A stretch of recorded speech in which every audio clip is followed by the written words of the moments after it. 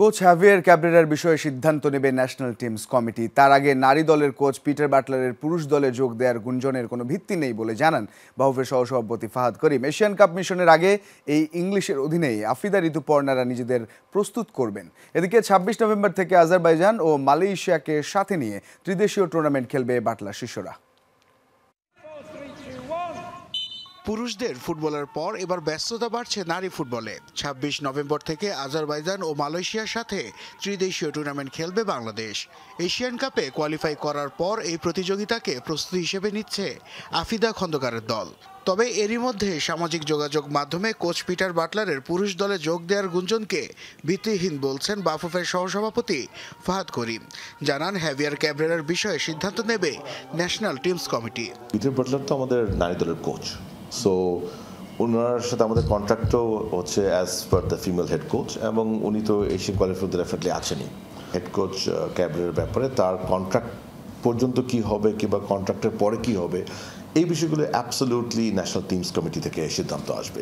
নভেম্বরের শেষ সপ্তাহ থেকে শুরু হতে যাচ্ছে ৩ দেশের অংশগ্রহণের এই টুর্নামেন্ট। তবে ২৩ ও ২৪ তারিখে জাতীয় স্টেডিয়ামে নেপালের বিপক্ষে রাগবি দলের ম্যাচ থাকার বিষয়টি নিয়ে অবগত ছিল না বাফুফে।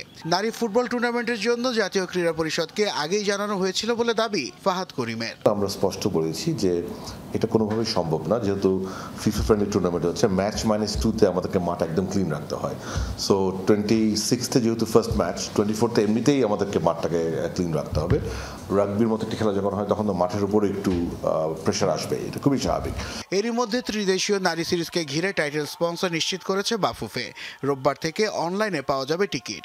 শুধুমাত্র নারীদের জন্য আলাদাভাবে থাকছে ফ্যান জোন। গ্যালারি থেকে হতে পারে, ক্লাব হাউস থেকে হতে পারে, বাট একটি জোন আমরা ডেডিকেটেডলি ফিমেল ফ্যানদের জন্য রাখবো। এবার নতুন ব্র্যান্ড পেয়েছি এই টুর্নামেন্টের টাইটেল স্পন্সরের জন্য, যেটা আমাদের ডিজিটাল মিডিয়া ইতিমধ্যে অ্যানাউন্স হয়েছে। রেকমেন্ড করেছে কম্পিটিশন কমিটিকে যে রবিবার থেকে ইনশাল্লাহ এটা টিকিট সেল শুরু হবে। মার্কেটিং থেকে আমি বলেছি আপনার গ্যালারির প্রাইসিংটা ১০০ টাকা রাখার জন্য।